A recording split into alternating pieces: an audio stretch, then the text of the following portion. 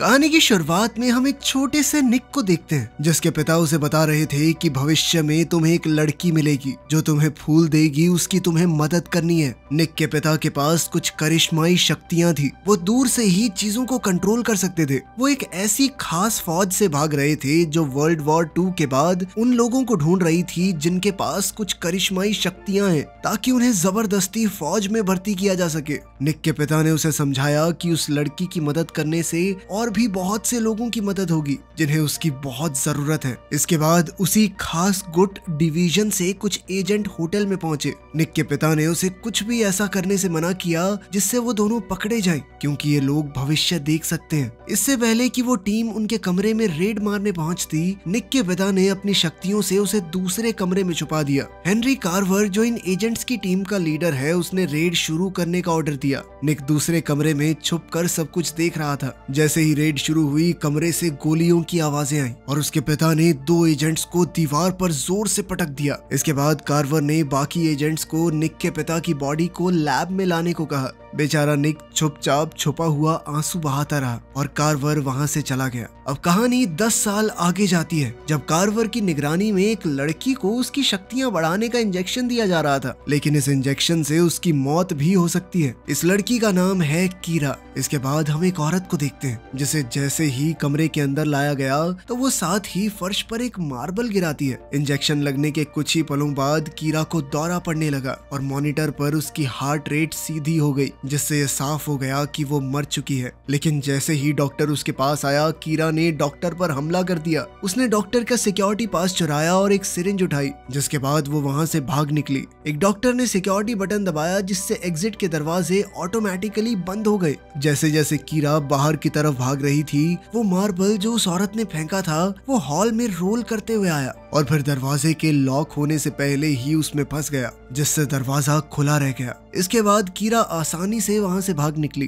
तभी कार्वर ने विक्टर से कहा कि सभी स्निफर्स को काम पर लगा दो। ये ऐसे लोग थे जिनके पास चीजों को सूंघकर उन्हें छूने वाले आदमियों का पता लगाने की ताकत थी।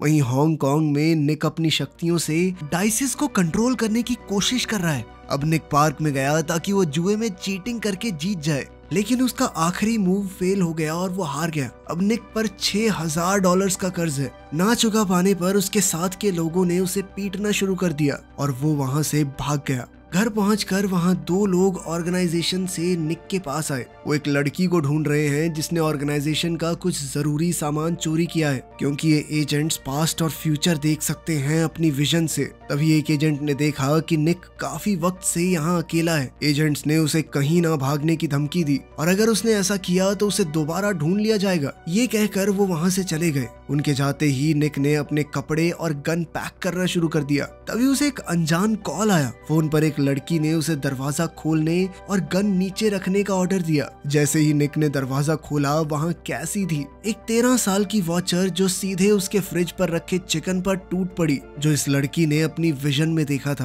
कैसी ने इसके बाद खुद को इंट्रोड्यूस किया और बताया कि वो $6 मिलियन ढूंढने में निक की मदद करना चाहती है। कैसी ने बताया कि वो एक 2nd जनरेशन वॉचर है और वो फ्यूचर की थोड़ी सी झलक देख सकती है, लेकिन वो हर बार पूरी तरह सही नहीं होती। अभी उसकी शक्तियां इतनी ताकतवर नहीं है। कैसी ने बताया कि डिवीजन जिस लड़की को ढूंढ रहा है वो सारा पैसा उसी लड़की के पास एक सूटकेस में है। इस पर निक ने कहा कि वो किसी भी हालत में डिवीजन से पंगा नहीं लेना चाहता, चाहे ये पैसों वाली बात सच ही क्यों ना हो। कैसी को यकीन था कि कभी ना कभी निक उसकी मदद जरूर करेगा और उसने बताया कि अगर उस लड़की को नहीं ढूंढा गया तो कुछ बहुत बुरा हो सकता है। तभी कैसी को एक विजन आया कि कुछ लोग मार्केट में उस लड़की का पीछा कर रहे हैं। जैसे ही वो वहां पहुंचे तो उन्हें एक गैंग का सामना करना पड़ा जिसका नाम है पॉप फैमिली। उनके लीडर का नाम था पॉप फादर। पॉप फादर ने निक से डिवीजन से भागी लड़की के बारे में पूछा, क्योंकि उसकी बेटी जो कि एक वॉचर है, उसने निक को उस लड़की के साथ देखा है अपनी विजन में। उसकी बेटी पॉप डॉटर ने कैसी की तरफ बंदूक तानकर धमकी दी कि वो जानती है कैसी कैसे मरेगी, लेकिन कैसी को यकीन था कि मैं अभी तो नहीं मरने वाली। उसने निक की बंदूक उठाकर पॉप डॉटर की तरफ फेंकी और निक ने अपनी शक्तियों से पॉप फादर और उसके असिस्टेंट को हवा में उड़ाकर दीवार की तरफ गिरा दिया, जिसके बाद वो कैसी के साथ वहां से भाग निकला। पॉप फादर के साथ ब्लीडर्स नाम के लोग भी थे। ये ऐसे लोग हैं जिनकी आवाज इतनी तीखी है, इनके चिल्लाने से आसपास के सभी कांच टूट जाते हैं। तभी पॉप डॉटर ने विजन में देखा कि निक और कैसी बड़े फिश टैंक्स की तरफ भाग रहे हैं और उन्होंने ब्लीडर्स को उनके पीछे भेजा। जब ब्लीडर्स ने वहां पहुंचकर चीखना शुरू किया तो उनकी आवाज से सारे फिश टैंक टूट गए, जिस वजह से निक और कैसी फिसल कर गिर गए। निक ने कैसी को तुरंत भागने के लिए कहा, लेकिन तभी एक ब्लीडर उनके सामने आकर चीखने लगा। उसकी चीख से उनके कानों में बहुत दर्द होने लगा। उसके बाद पॉप गर्ल को विजन आया कि कीरा, जिसके पास वो पैसों वाला सूटकेस है, वो निक और कैसी के साथ है। लेकिन फिर अगले विजन में कीरा अकेले गायब होती दिखी। तो उसने अपने पिता को बताया कि अगर निक यहीं मर गया तो कीरा उनके हाथ से निकल जाएगी। तभी कीरा की आंख एक बोट में खुली जहां एक आदमी पाइप स्मोक कर रहा था। बोट के अंदर एक शीशे पर 4100 निक लिपस्टिक से लिखा हुआ था। कीरा ने अपनी लिपस्टिक से उसके नीचे दोबारा से निक लिखा। पहले लिखे हुए निक और अब जो उसने लिखा, दोनों की हैंडराइटिंग बिल्कुल सेम थी। वहीं कैसी अपनी विजन से निक को ढूंढ रही थी। उसे पता चला कि निक एक स्टिच की निगरानी में है जिसका नाम है टेरिसा। इन्हें स्टिच इसलिए बुलाया जाता है क्योंकि ये सभी चोटों को एकदम से ठीक कर सकते हैं। टेरिसा ने निक को ठीक कर दिया क्योंकि कैसी की माँ ने कभी उसकी मदद की थी, जिसके बाद वो वहाँ से चली गई। कैसी ने निक को एक लोटस का फूल दिया और बताया कि डिवीजन ने कैसी की माँ को इसलिए लॉक कर रखा है क्योंकि उनका मानना है वो उनको कंट्रोल नहीं कर सकते। फिर कैसी ने निक को अपनी विजन की एक पेंटिंग दिखाई जो दिखाती है कि डिवीजन के एजेंट्स एक औरत को अपने साथ ले जा रहे हैं। जो एजेंट निक के घर में आए थे वही उस लड़की को पकड़ कर ले जाएंगे। जैसे ही वो वहाँ से निकलने लगे, कैसी ने उसे एक और पेंटिंग दिखाई जिसमें साफ दिख रहा था कि निक और उसकी मौत एक औरत की वजह से होगी। उधर एजेंट होल्डन और एजेंट मैक ने कीरा को सड़क पर पकड़ लिया। एयरपोर्ट के रास्ते में जब कीरा को वॉशरूम इस्तेमाल करने के लिए कैफे में ले जाया गया तो कीरा ने अपनी शक्तियों का इस्तेमाल करके मैक के दिमाग में एक नकली मेमोरी डाल दी, जिसके बाद उसे ऐसा लगा कि होल्डन ने उसके भाई का खून किया है। यही सोचकर मैक ने बाहर जाकर होल्डन का खून कर दिया। जब मैक होश में आया तो उसे एहसास हुआ कि उसने क्या कर दिया है। वो वॉशरूम की तरफ भागा कीरा को पकड़ने के लिए। कीरा ने उसकी आंखों में साबुन फेंककर भागने की कोशिश की, लेकिन मैक ने उसे पकड़ लिया। खींचातानी में कीरा के हाथ में मौजूद ब्रेसलेट टूटकर बिखर गया। इसके बाद कीरा ने मैक के सर पर बाथरूम साइन से वार किया और आखिर में उसके सर पर लात मारकर उसे बेहोश कर दिया। कैसी के साथ टैक्सी में जाते हुए निक ने अपनी शक्तियों के ऊपर ध्यान लगाते हुए कैसी का स्केच पैड उठाया। कैसी ने कॉकटेल ग्लास की ड्राइंग बनाई थी जिसे देखकर निक ने ड्राइवर को क्लब की ओर चलने को कहा। इस कॉकटेल ग्लास के बाहर एक ऑलिव पड़ा था, लेकिन कैसी ने बताया कि ये ऑलिव नहीं है, ये किसी ब्रेसलेट में से निकला हुआ बीड है। जिसके बाद निक ने सोचा कि ऐसा कुछ ढूंढना पड़ेगा हमें। मैक ने कार्वर को लड़की के ब्रेसलेट्स के बीड देते हुए कहा कि उसे उसके भाई के बारे में याद आ गया है, जिस पर कार्वर ने कहा कि तुम्हारा कोई भाई था ही नहीं कभी। कार्वर ने मैक को नौकरी से निकाल दिया, लेकिन मैक ने वादा किया कि अगली बार मैं उस लड़की को अपने दिमाग में झूठी मेमोरी नहीं डालने दूंगा। लेकिन कार्वर ने कहा कि मैं किसी को दूसरा मौका नहीं देता। इसके बाद उसने मैक को मार डाला और फिर कार्वर और विक्टर वहाँ से चले गए। कार्वर ने इन बीड्स को शहर के हर स्निफ और वॉचर को देने को कहा ताकि वो कीरा को ढूंढ सकें। वहीं केसी और निक क्लब में पहुंचे। वहां उन्हें हुक नाम का एक शिफ्टर मिला जो चीजों का रूप बदल सकता था। उन दोनों ने शिफ्टर को एक चीज को बीड में बदलने के लिए कहा ताकि वो सूटकेस को ढूंढ सके। एक इयररिंग को बीड में बदलने के बाद हुक ने कहा कि इस बीड को एमिली नाम की एक स्निफ के पास ले जाओ। जब वो एमिली के घर पहुंचे तो पता चला कि डिवीजन ने एक ऐसा ही असली बीड उसे पहले से दे रखा है। उस बीड को सूंघने के बाद एमिली ने बताया कि ये लड़की उन्हें कॉन्ग टोंग पियर में मिलेगी। उधर कीरा ने अपनी शक्तियों का इस्तेमाल करके कपल को उसे लिफ्ट देने के लिए मना लिया। जैसे ही वो जाने लगी उसे निक और केसी दिख गए और उसने उन पर गोलियां चलानी शुरू कर दी। निक ने कीरा को पहचान लिया और पूछा कि क्या वो वही लड़की है जिसे डिवीजन ढूंढ रहा है। वो दोनों एक दूसरे को पहले से जानते हैं। कीरा इस बात से बहुत गुस्सा थी कि जब डिवीजन उसे ले गया था तब निक ने उसे ढूंढना तक जरूरी नहीं समझा, लेकिन असल में निक ने कीरा को कई बार फोन किए थे। जब कीरा ने कोई जवाब नहीं दिया तो निक को लगा कि वो उससे बात नहीं करना चाहती। सड़कों पर घूमते वक्त कीरा ने बताया कि डिवीजन उसका सूटकेस चाहती है, लेकिन वो जानती नहीं इसमें है क्या। उसे याद भी नहीं था कि पिछले कुछ दिनों में हुआ क्या है। निक ने हिसाब लगाया कि शायद कीरा ने जानबूझकर अपनी ही मेमोरी हटा दी ताकि डिवीजन उसके दिमाग में ये मेमोरी ढूंढ ना पाए, लेकिन कीरा के दिमाग से निक से जुड़ी हुई कोई याद नहीं मिटी थी। तभी केसी वहां आई और उसने निक को कहा कि इस लड़की से पीछा छुड़ाओ जल्द से जल्द। और साथ ही उसके पास वो सूटकेस भी नहीं है। लेकिन निक ने केसी को भरोसा दिलाया कि वो सूटकेस ढूंढ लेगा। केसी को बस ये डर था कि जब कीरा को डिवीजन वाले पकड़ने आएंगे तो उन दोनों को भी बिना बात साथ में ले जाएंगे। इसके बाद निक ने कहा कि एक शैडो का इस्तेमाल करके स्निफर्स को कीरा तक पहुंचने से रोका जा सकता है। उसी रात वो एक शैडो पिंकी स्टीन से मिले, जिसने अपनी सर्विस के लिए उनसे $10,000 पर डे की मांग की और गारंटी दी कि जब तक कीरा उसके 20 फीट आसपास रहेगी तब तक उसे कोई नहीं ढूंढ सकता। कीरा को सूटकेस का पता याद आने तक वो तीनों एक मोटेल में रुके। केसी कुछ खाने के लिए बाहर गई, तभी पिंकी को भी लगा कि शायद रिक को कीरा के साथ कुछ अकेला वक्त चाहिए, इसलिए वो भी बाहर चला गया। रिक कमरे में घूम ही रहा था कि तभी कीरा ने उसे ये सोचने पर मजबूर कर दिया कि बाथरूम में आग लग गई है और रिक डर कर बाथरूम में घुस गया, जहाँ पर कीरा पहले से मौजूद थी और उन दोनों ने कुछ वक्त साथ बिताया।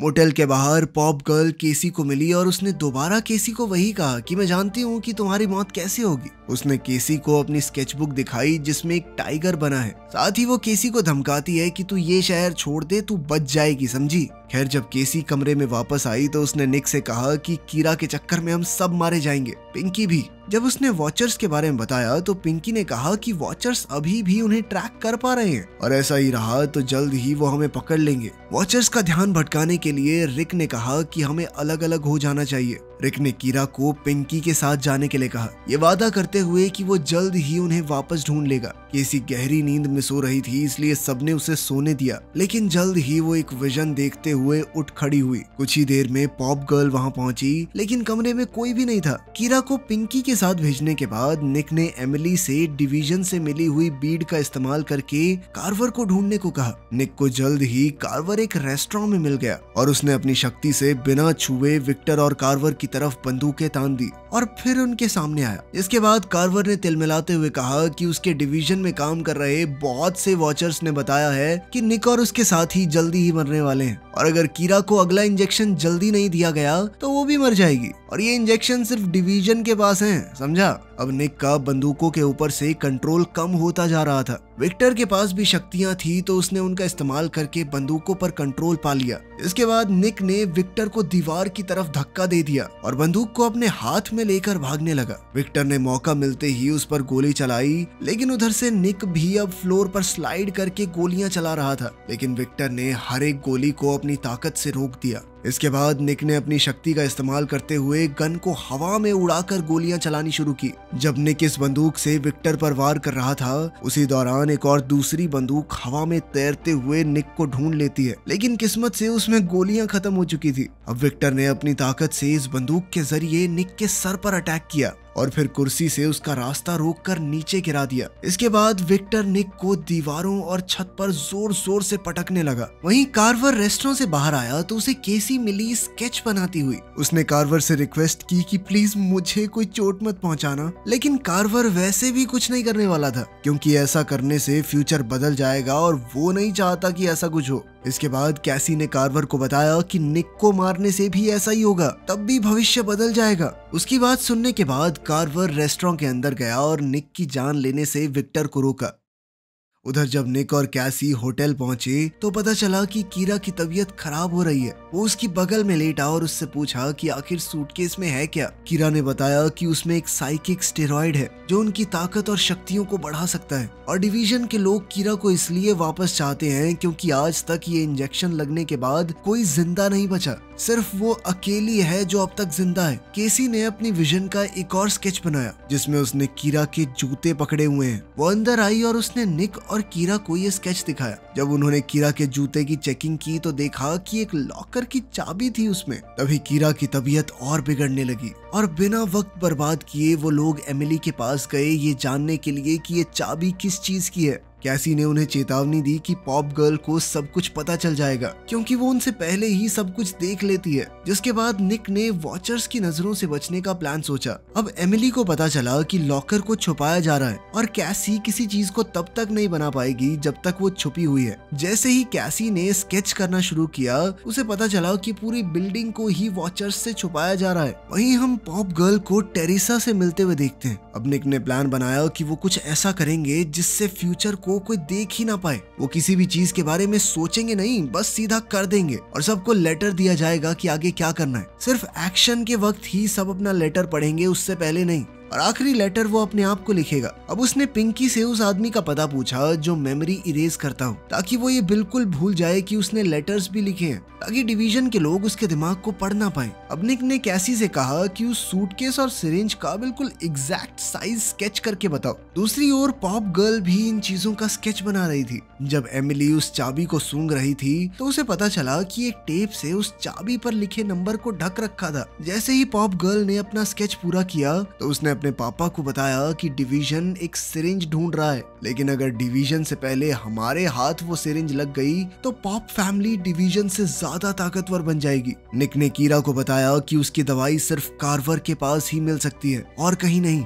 उसने कीरा को एक रेड एनवेलोप दिया और कहा कि इसे तभी खोले जब उसे कुछ गड़बड़ लगे। कीरा को पिंकी के साथ भेजकर बाकी के एनवेलोप्स निक ने एमिली, केसी और हुक को बांट दिए। कीरा को कार्वर के पास छोड़कर पिंकी ने अपना एनवेलोप खोला और फिर वो निक से मिला उसे याददाश्त मिटाने वाले आदमी की लोकेशन बताने के लिए, जिसका नाम है चैंग। इसके बाद निक ने चैंग से उसकी पिछले 2 घंटे की मेमोरी बिल्कुल मिटा देने को कहा, ताकि वो ये भूल जाए कि उसने खुद को और दूसरों को लेटर्स दिए हैं। निक ने टेबल पर एक लेटर और कुछ पैसे रखे और काम होते ही चैंग को वो लेटर खोलने को कहा। जैसे ही 7:35 हुए, सबने अपना लेटर खोलना शुरू किया। उधर निक की याददाश्त को मिटाने का काम शुरू हो चुका था। पॉप गर्ल अब निक का फ्यूचर नहीं देख पा रही थी।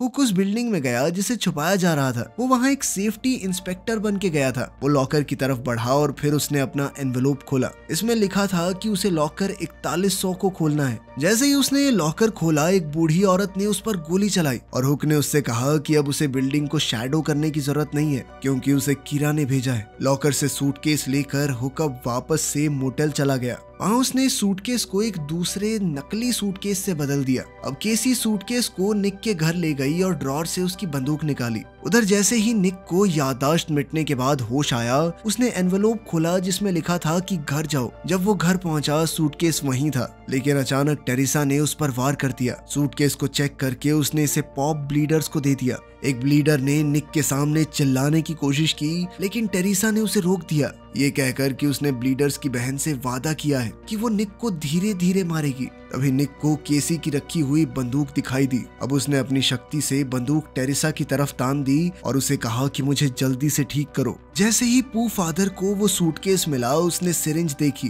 लेकिन उसकी खुशी जल्द ही मिट्टी में मिल गई, क्योंकि वो सिरिंज एक सोया सॉस की बोतल में बदल गई। उधर पॉप गर्ल ने अपने ब्लीडर भाई को बताया कि असली सिरिंज बिल्डिंग में ही है। उधर कार्वर ने कीरा को इम्यूनी सप्रेसेंट देने की कोशिश की, जिससे उसकी जान बच जाए। कार्वर ने बताया कि दरअसल कीरा एक डिवीजन की ही एजेंट है, जिसने ये इंजेक्शन लेने के लिए खुद अपना नाम दिया था। कार्वर ने कीरा को उसकी आईडी दिखाई और बताया कि वो अपनी ट्रेनिंग की वजह से ही इंजेक्शन लेने के बाद भी बच गई। कार्वर ने अपनी शक्ति का इस्तेमाल करके उसे याद दिलाने की कोशिश की। उधर कैसी को अपनी मौत की चिंता सता रही थी, इसलिए निक ने उसे चलते रहने को कहा, बिना ये सोचे कि वो कहाँ जा रही है, ताकि वॉचर्स उसकी लोकेशन को लेकर कंफ्यूज्ड रहें। और फिर एक सेफ जगह मिलते ही उसे छुपने की सलाह दी। कैसी सबवे की तरफ गई और जल्द ही एक चौराहे पर पहुंची। फिर उसने अपनी आंखें ढकी, घूमी और किसी भी दिशा में चलने लगी। उधर पॉप गर्ल उसकी हर एक लोकेशन को ट्रैक कर रही थी और अब कैसी एक चाइनीज रेस्टोरेंट में पहुंची।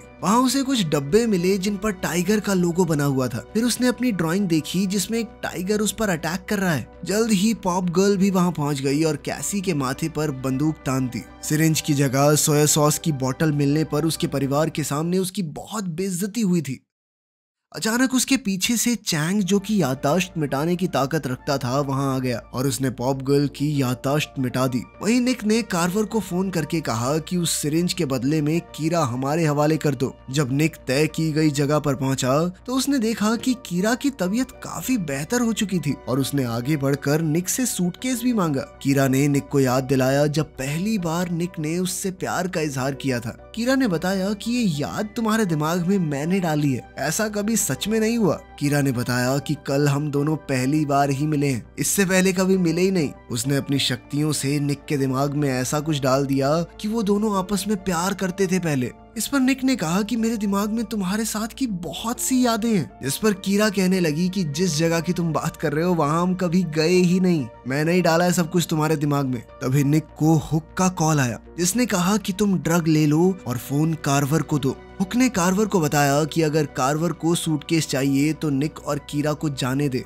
हुक ने कार्वर और विक्टर को एक लोकेशन पर बुलाया और कीरा और निक को साथ लाने के लिए कहा। जैसे ही वो वहां पहुंचे तो विक्टर ने निक पर हमला करके उसे बेहोश कर दिया और गाड़ी के ट्रंक में डाल दिया। सूटकेस को लॉकर से निकालकर अब पॉप फैमिली भी वहां अपने गुंडों के साथ पहुंच गई। कार्वर को बचाने के लिए विक्टर ने सारी गोलियां ब्लॉक की और कलर्ड पाउडर हर तरफ हवा में उड़ा दिया ताकि कार्वर बचकर भाग सके। जैसे ही विक्टर ने 2 गुंडों को हवा में फेंका, उनमें से एक कार्वर की गाड़ी पे जा गिरा, जिससे गाड़ी का ट्रंक खुल गया और निक बाहर निकल आया। निक ने 2 बंदूकें लेकर लॉकर की तरफ जाना शुरू किया। कुछ लोगों ने कीरा को पकड़ना चाहा, लेकिन उसने अपनी शक्ति से उनके दिमाग को घुमा दिया और वो उसी के गार्ड्स बन गए। जैसे ही निक ने कीरा को आवाज लगाई, इन लोगों ने अपनी बंदूकें निक की तरफ मोड़ दी। तभी विक्टर ने अपनी पावर्स से निक को हवा में उड़ाया। उन दोनों के बीच हाथापाई हुई। तभी वहां एक ब्लीडर आया और चीखने लगा, लेकिन विक्टर ने उसे एक तीखी बैम्बू स्टिक से मार डाला। अपने बेटे की मौत से पॉप फादर बहुत गुस्से में आ गया और उसने अपनी एक तीखी चीख से विक्टर को मार डाला। निक के कानों से भी खून आने लगा। वो समझ गया कि एक और वार और उसका खेल खत्म। इसीलिए पॉप फादर को रोकने के लिए उसने अपनी ताकत से बिल्डिंग का ढांचा उसके ऊपर गिरा दिया। कार्वर ने देखा कि कीरा गुंडों के दिमाग से खेलकर उनसे बच रही है। कार्वर ने कीरा से कहा कि इन लोगों को छत से गिरा दो, लेकिन तभी वहां निक आ गया और कीरा को बताया कि कार्वर तुम्हारे दिमाग के साथ खेल रहा है। निक ने कार्वर पर हमला किया, लेकिन कार्वर ने अपनी ताकत से निक के दिमाग पर कब्जा कर लिया और उसे बिल्डिंग से गिराने लगा। लेकिन निक ने जैसे तैसे खुद पर काबू पाया और पीछे मुड़कर वो सिरिंज कार्वर से छीन ली। तभी निक वो सिरिंज अपनी बॉडी में इंजेक्ट करने लगा। कार्वर ने उसे चेतावनी दी कि मर जाएगा तू, रहने दे, लेकिन फिर भी निक ने वो स्टेरॉइड खुद को लगा ही लिया, जिसके बाद वो दर्द से बेहोश हो गया। थोड़ी देर बाद कार्वर और कीरा वहां से चले गए, जिसके बाद कैसी वहां आई। अब असली सूटकेस को डस्टबिन से निकालकर कैसी ने निक को बताया कि डिवीजन किसी भी हाल में इस सिरिंज को गलत हाथों में नहीं पड़ने देगी।